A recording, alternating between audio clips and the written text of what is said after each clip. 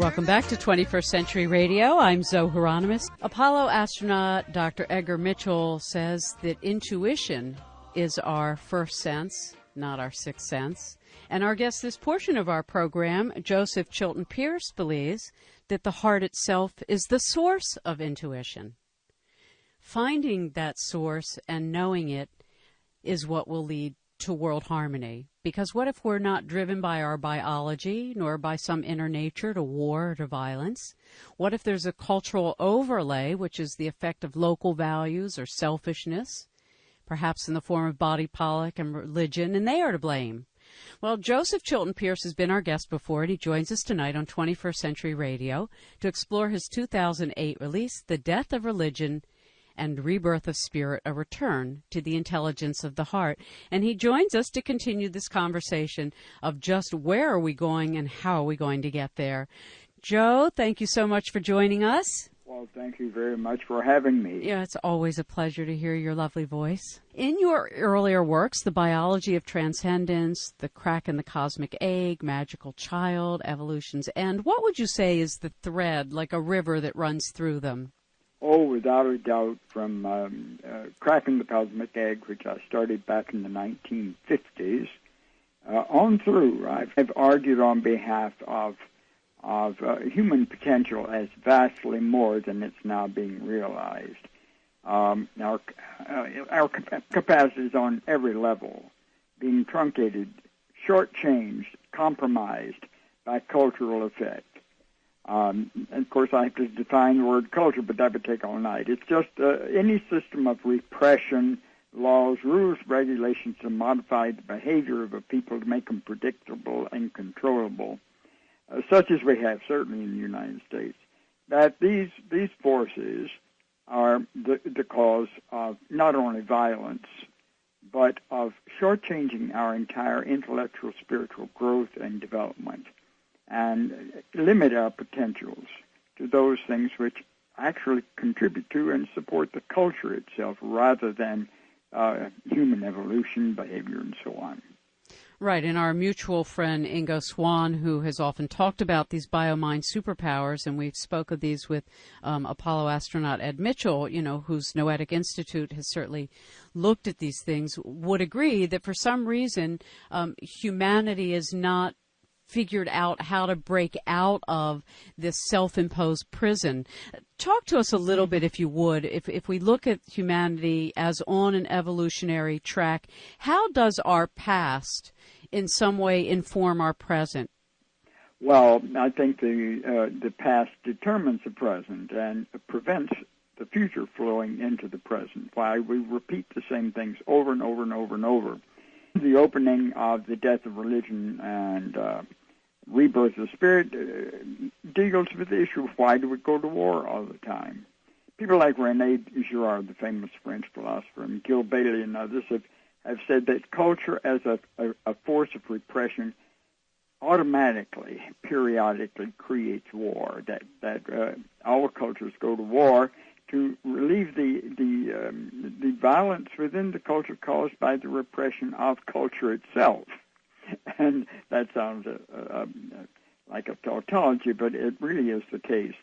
And my book is an argument that our biology, the way we're genetically created, is on the behalf of love and altruism, and our violence toward ourselves and each other is brought about by culture. So it's a conflict between our biology and our culture that the book is dealing with, and really that's what a lot of my books have dealt with. Well, and when you talk about this culture of war or the enculturation, there's a way to break out of it, obviously, and many human beings have and do. One of the things you talk about is this eureka moment, this process of discovery. And I think that's important because it seems to enable somebody to sort of jump out of the neurons of the past and, as you say, allow the future to flow to them now. Oh, this is a tremendously important issue. Now, it's Mark and Anita Lasky who did this great study on this, published a number of years ago. We have to look at Howard Gardner, Harvard's psychologist, and his theory of that we have a series, a whole block of intelligences innately within us that Mathematics is innate to the human. Music is innate. All of these are innate capacities which only need the slightest encouragement to unfold. And in the same way, people like the great David Bohm spoke of fields of intelligence. And field theory is becoming recognized as one of the major influences. Mm-hmm. We create fields, and then we are influenced by them. And through this very interaction between creator and created and so forth, we have avenues of moving far beyond the limitations of the present. And this isn't just pie in the sky, someday. This is very real. There are people doing it all the time. There are educational systems that really can break a child out of the dead end, the cul-de-sac mm-hmm. of culture, and open them up to whole new ways of thinking. I think of Waldorf education. Montessori was a step in that direction. But, of course, we have then the whole public system, which, unfortunately, is not the fault of the teachers. It's just the way culture moves, really does, as John Gatto said, dumbs the mm-hmm. child down. And destroys this genius for exploration. Oh, yes, and based largely on the development of imagination. Imagination is the key to the whole thing, strangely enough. The ability of the child to create an inner image and then somehow or other find a way to express it outwardly or change the outward image according to his inner. And that's what a real education should be about, that great creative process, not the acquisition of information. You can get that from a computer. Yeah, well, no, and you and I have spoken of this before, and I've had on a number of people who would be accused of being neo-Luddites, but they're not.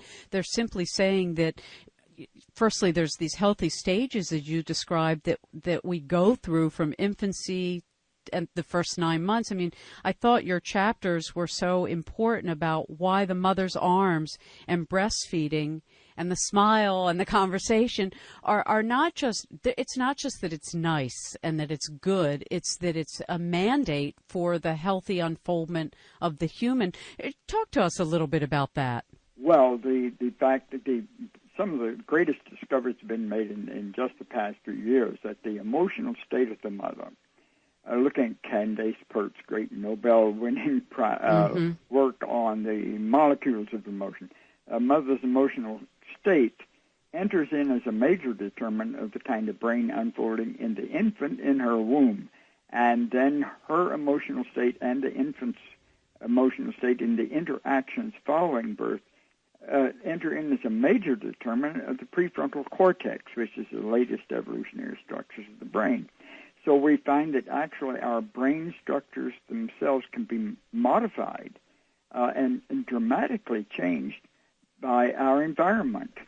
And this is tremendous. One of the things here is our children are being brought up in a virtual reality, not a real world, but mm-hmm. a virtual world that is a synthetic substitute or a cultural counterfeit of the real. Beautifully put. And that is bringing about dramatic changes in the human brain system itself. People just can't seem to grasp that. The average American child of 6 months of age is spending 2 hours in front of a backlit screen, either a computer when he's on somebody's lap or in front of a television set. And all the studies show that this is profoundly affecting the growth of the brain itself.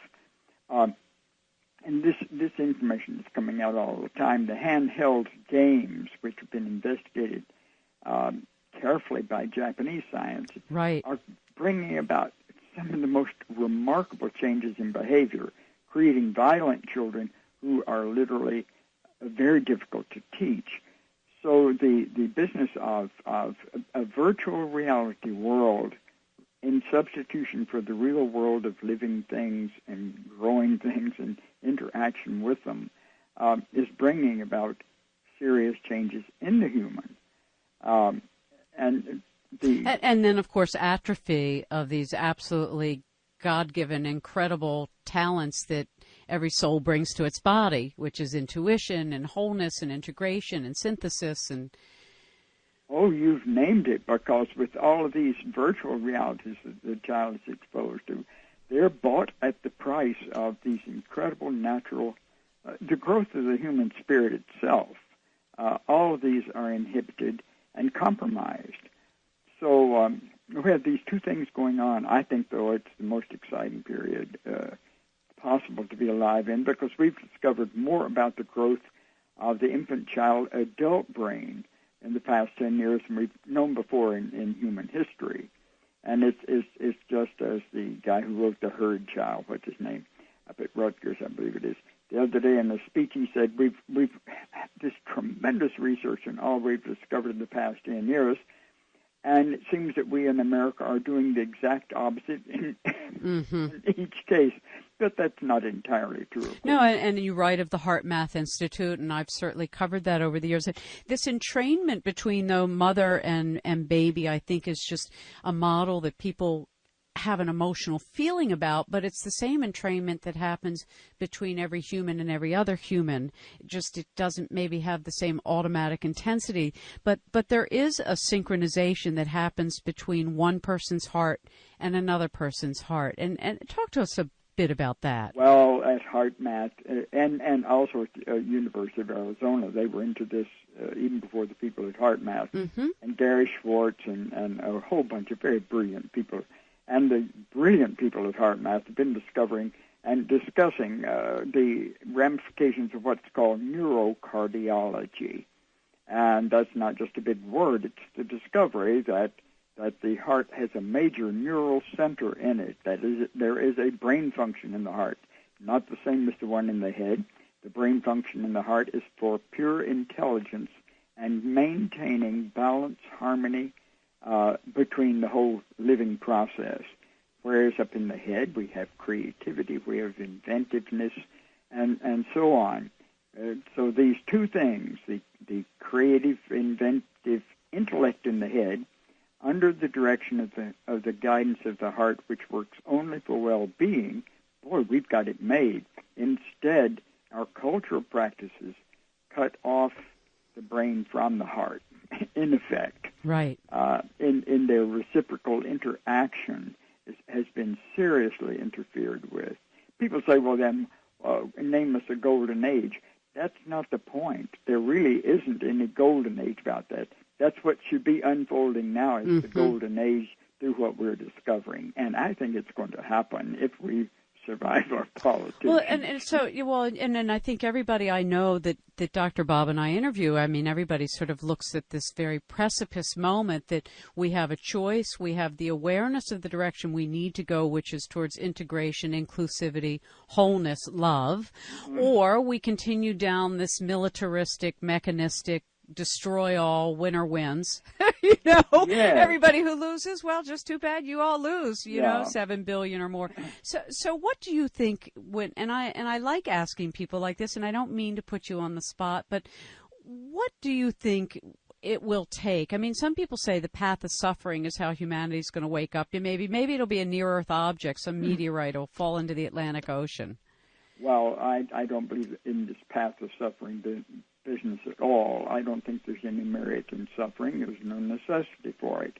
I like to point up Charles Darwin's work and the fact that we have accepted and based his very first work and ignored totally his later life work, which is far, far greater, in which he says the human was brought about through entirely different processes than the rest of the animal world. And the human was brought about by the forces of love and altruism. And this is an explosive notion in our day and time where we think we must bring our children up to be tough and competitive and so on. This is killing us. It's killing us off. So we know that our idea systems can profoundly affect us. And what's happening is the breaking through of new ideas about who we are. And that's a very exciting thing. Certainly the noetic science people have gone a long way toward this, and there are lots of other organizations that are working on countering the current current cultural patterns that are destroying us, not only us but the whole world.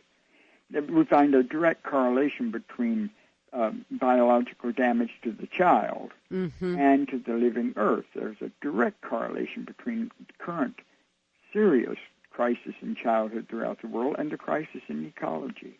They're from the same source. People don't realize that.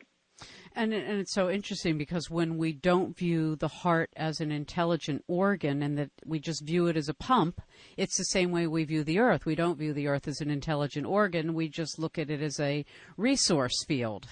Yeah, something to mine and exploit. Right. The great cellular pathologist Williamson and Pearce, years ago, in a 30-year study in England, came out with their final results in 1954, spoke of the earth, and this was long before the Gaia theory, spoke of the earth as a living body, and that the skin of the earth giving rise to the population of human beings, and that human beings were becoming a cancer on the skin of the living earth, and that we could look for cancer to be the most prevalent way of dying. This was before the theories about the earth as a living organism came about, and they saw it very clearly, and they saw clearly where we were headed. But at the same time, we now know that the whole species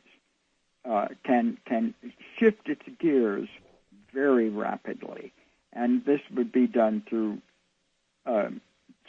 change in childbirth practice, nurturing of children, schooling. Those would be the three main things: is to change childbirth practices, eliminate medical interference at childbirth, and reinstate breastfeeding, nurturing, and care of the infant. The work of Alan Shore, University of California, Los Angeles Medical School, is one of the most important things that we've had. It came out about 1994. On the critical periods of development that the child goes through, and how just paying attention to these critical periods, we can literally change a whole generation of people. Well, and you've been such a great voice for this all of your life, and I think it's just such an important element that's often lost, and instead, like the agrarian time period of mandatory education when it came about, it really wasn't mandatory education, it was mandatory attendance. And it really wasn't about unfolding the child, it was about getting them ready for the factory. Oh, indeed. That's one of the strangest things that happened. That was the entry of the 20th century. And so we really haven't left that because we really don't teach people how to think and ask questions. We teach them what information we want, repeated, and so that's why the best children get drugged. We're drugging our geniuses with Ritalin, is what I've always said. We have, I think, about 8 million children are under various drugs for behavior modifications. Right? Is the great Rudolf Steiner, one of our greatest geniuses of the past few centuries. Agreed. The greatest discovery of 20th century science would be that the heart is not a pump, but profoundly more than that.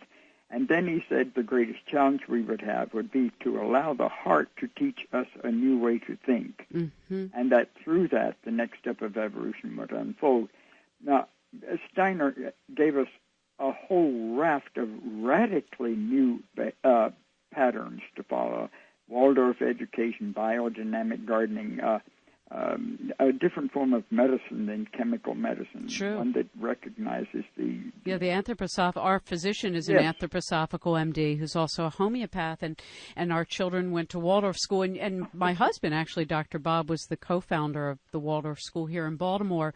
One of the amazing things, we have to take a little break, Joe, and when we come back, a return to the intelligence of the heart. There you have it. That is the true essence of this beautiful book. The title's The Death of Religion and the Rebirth of Spirit, a return to the intelligence of the heart, and it is a radically important book, both in its simplicity and its honesty.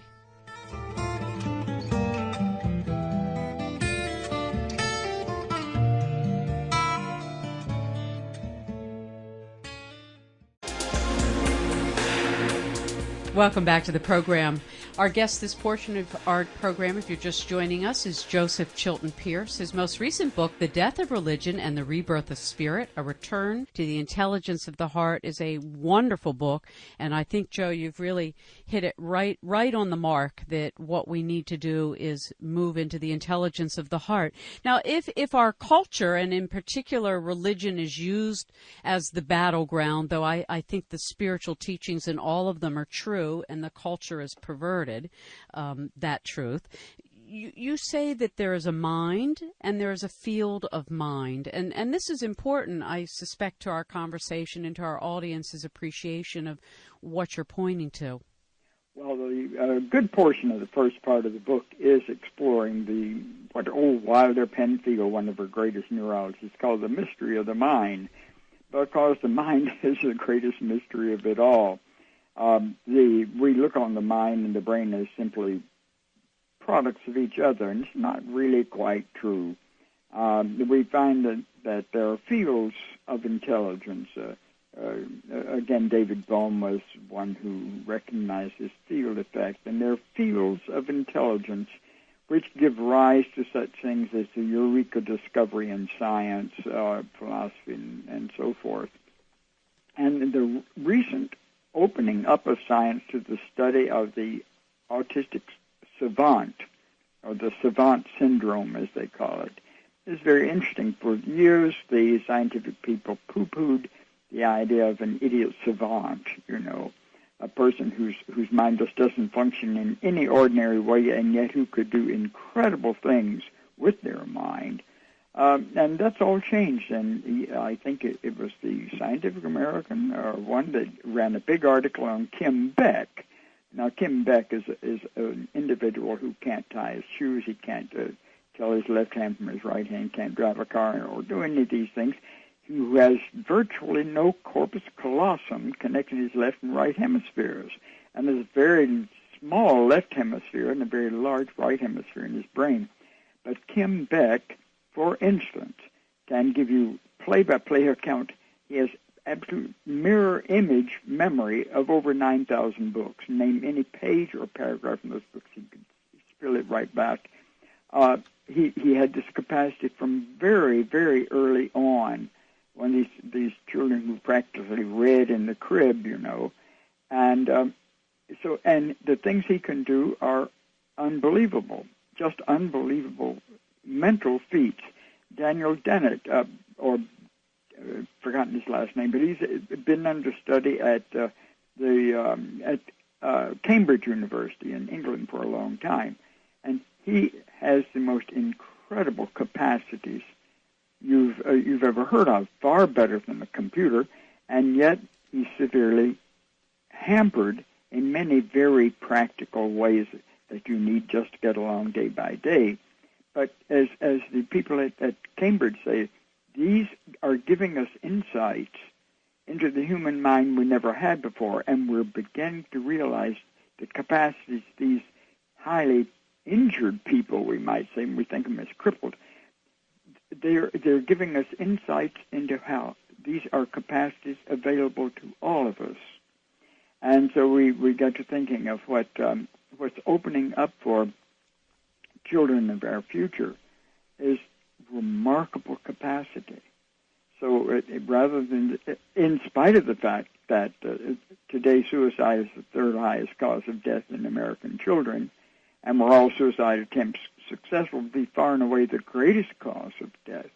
And we have real problems with our children at the same time. We're right on the cusp of breakthroughs into incredible capacities for the human mind. Well, and it seems that way, whether it's about space or technology. We're sort of on that point at which the scales get balanced, and we have to decide, do we want to balance them, or are we going to, do irreparable damage for quite a number of centuries to those that make it through?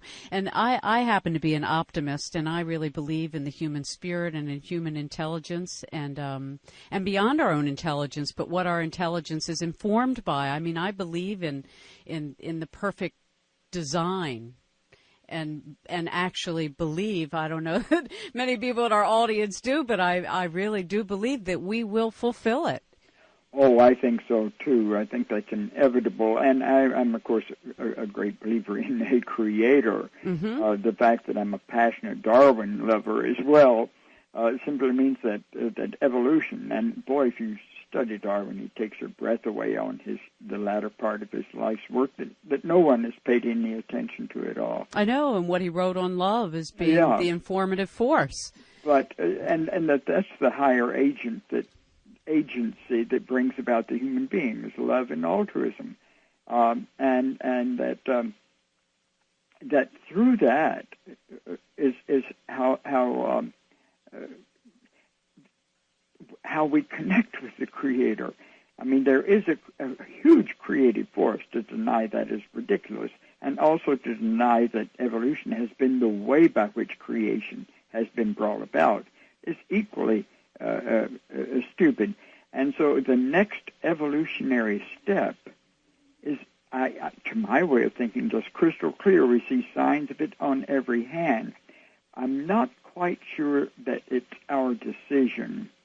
That is, we can just say yes or no to it. Mm-hmm. I think it's far more involved than that, and I believe there's going to be a good bit of real hard work involved. No, I do as well, and it's an interesting thing because I also don't think that suffering is how we are designed to evolve. I think that's the lowest bottom end of the equation. I really believe it's through joy. It's joy that we're and designed love to create. Yeah. and play. I think of a good friend of mine who's a priest, and he wrote a book, an essay on divine play, Mm-hmm. and that's it. It's like old Willie Blake, the great poet, a couple of centuries ago, talking about divine imagination and divine play. They're the keys to it.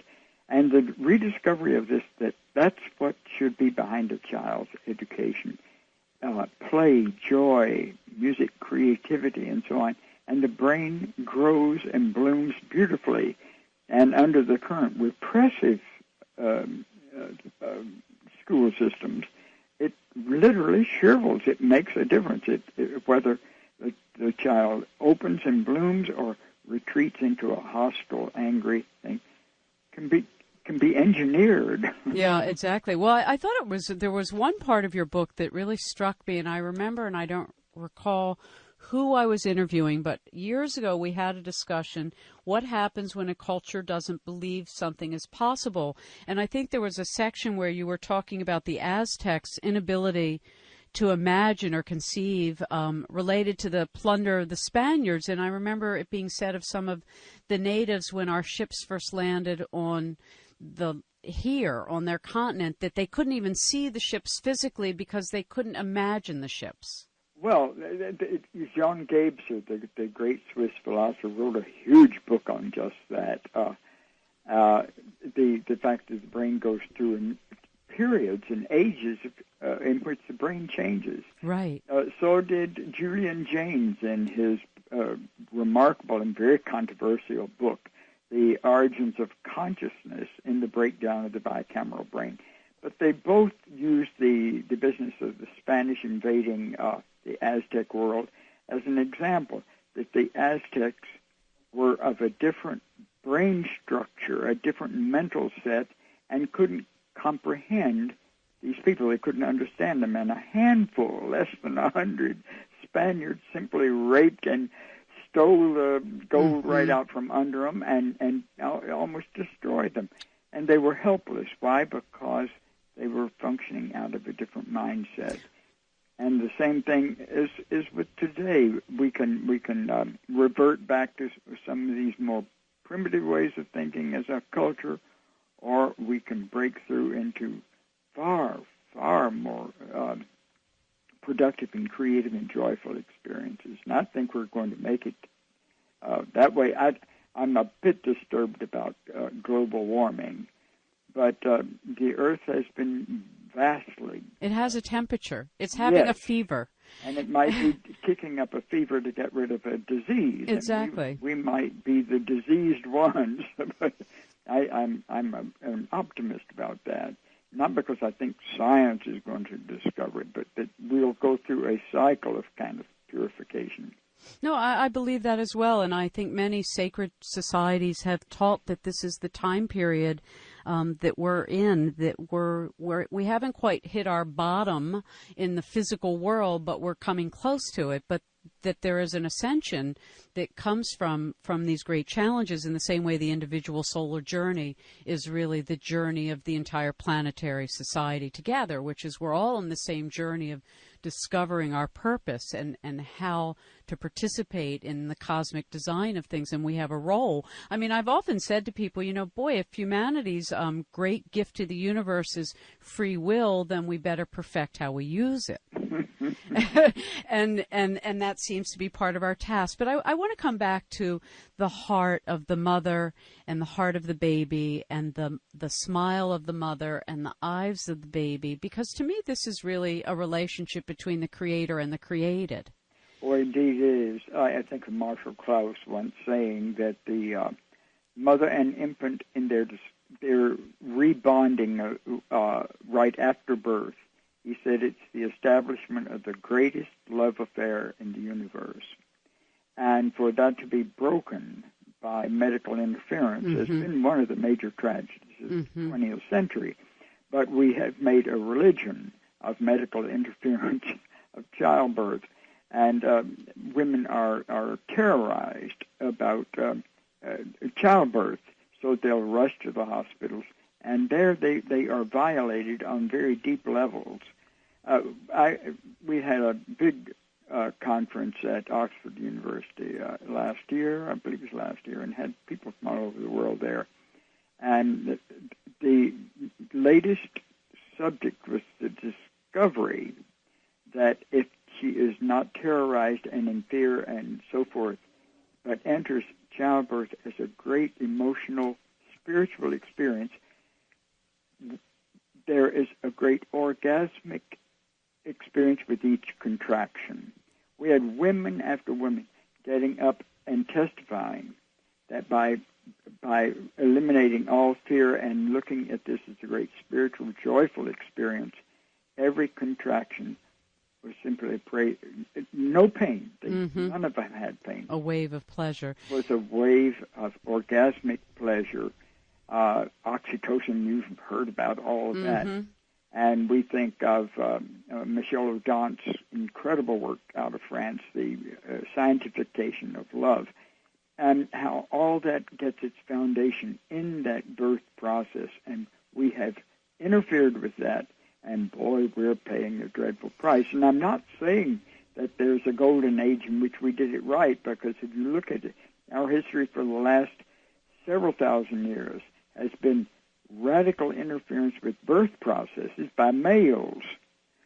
You look at Rianne Eisler's Chalice in the Blaze. That was one of the most brilliant works, even though I think she sold out at the end of that book. Probably pressure from her publisher, maybe. But this thing has gone on for a long time. The dominator society, male domination of the female. And I'm not trying to win over a female audience. This is long before that, this new business started. This has been the case.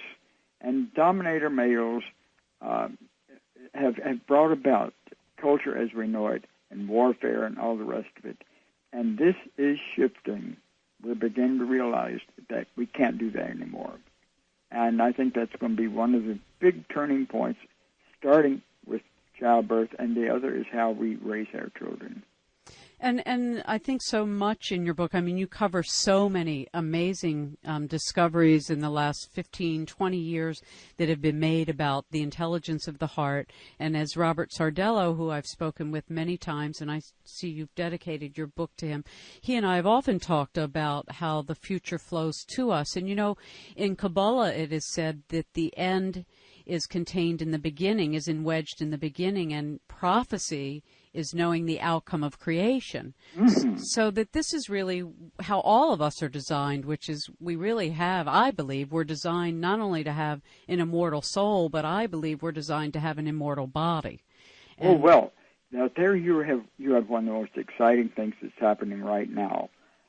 People make fun of them, but I've known two of them personally who have discovered that they can go through a 21-day discipline and never have to eat again. And this people say, well, that's horrible. They don't understand what it means. It simply means we're making the discovery that we are not bound by any of the constraints and limitations that we have thought we were. Mm-hmm. When you look at the simple thing like there on the island of Sri Lanka where 100 people at a time in religious ceremonies go down through a pit of fire that will melt aluminum on contact, 20 feet wide, and so on. And that means that, as old Mircea Eliade said in his study of Tibet before the invasion and all, their training is to intervene to learn to intervene in the ontological construct, so it makes the world. And then, knowing that they're not bound by that, they have freedom to never have to use it. That is, once you discover that fire doesn't have to burn, that you don't have to starve if you're not eating and so on, then you're free. You're free of fear. And that's the whole thing. So and that's what they say, being free of doubt is the greatest freedom that there is for the human. And that's what we're beginning to run across now. There's a lot of resistance to it, and that's to be expected because look at medical technological hospital childbirth. That accounts for 66% of all hospital revenue, and most hospitals are corporate owned, large chain owned. And childbirth is the OB, the obstetrician, is the second highest paid surgeon next to heart surgeons in the world. And you're talking about not just big investments, but ego investments. Yeah, well, I think there's no question that you point to really one of the biggest obstructions we face in terms of the rebirth of spirit and the intelligence of the heart, which is the medicalization of childbirth. So when we come back, we'll take a look with a few remaining moments at some of the other beautiful things you've written, Joe. Our guest, if you're just joining us, is Joseph Chilton Pearce. His most recent intertraditions book, The Death of Religion and the Rebirth of Spirit, A Return to the Intelligence of the Heart.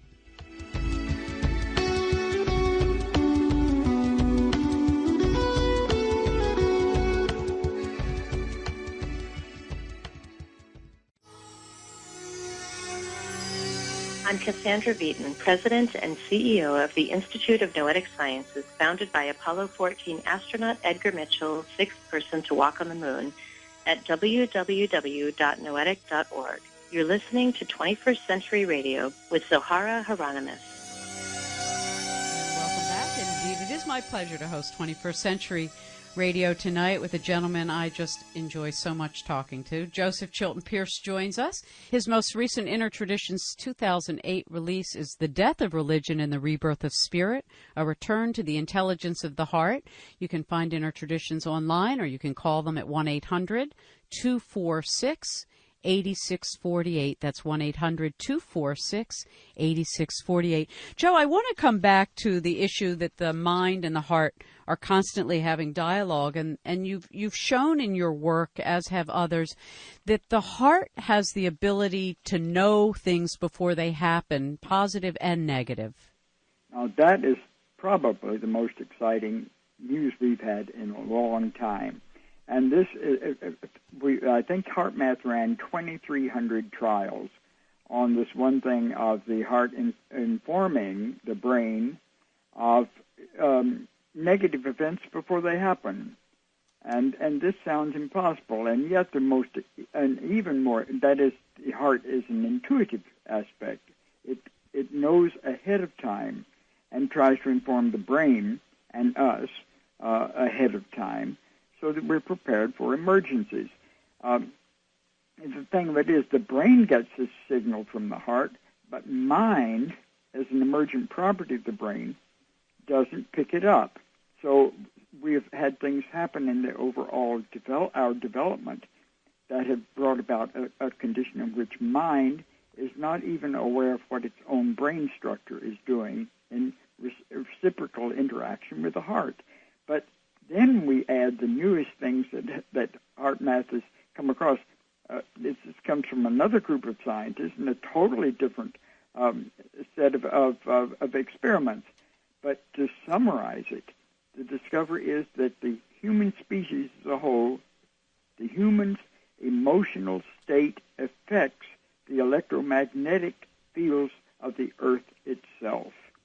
So there is a reciprocal interaction between the combined electromagnetic fields of the heart of the human and the electrical magnetic fields of the planet itself. And that just takes my breath away. They're just now really beginning to open up into this whole area of research, but already the discovery is breathtaking. It really is, and I remember some of the transcendental meditators that I knew years ago, how excited they were when the research came out about not only lowering pollution, but lowering crime, where they had concentrated meditators on a 24/7 basis. Surely, because, again, emotional fields affect us, and we bring the fields about, so there's interaction between ourselves and the emotional fields which we are then immersed in. So if you get a very negative emotional field going within a group of people, that tends to multiply and continue. And on the other hand, you can break that and bring about a good emotional field, and that becomes the standard and the norm. And so this gets us into the issue of media, of course, and the powerful role that media is now playing, and unfortunately, a negative role. And the discovery of the full effects of media on the nervous system and the brain and the heart. And the world, as we saw from the random generator experiments. I remember when Dean Radin and others talked about when you understand that a simultaneous witnessing of a media event has the experiencer having the experience of the event as though it's their own. Yes. When in fact, I mean, when you think about the amount of violence we all see through television that few people, even in war zones, will ever encounter in their life, we're in a hyper-violent state. Yes. Dean Radin and Carl Prevrum, by the way, were behind the beginnings of experiments that HeartMath picked up and then took off with, and left the original way behind in the discovery of the intuitive. Right. More important information that we are not connected with it as a mind. We've been insulated against our own great creative system within us. Our creator self has been hidden behind the curtain. Yeah. You know, may the real creator please stand up.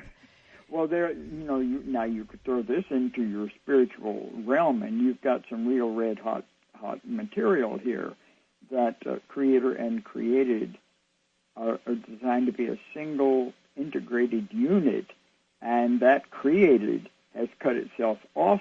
Yes, from creator. I believe so. Yeah, we have. And of course, my feeling is that it's the attempt at what Rudolf Steiner calls the mystery of Golgotha, the attempt of the creative process to bring things back into alignment, which was really the first big attempt. It was 2,000 years ago, and I'm a great believer in that.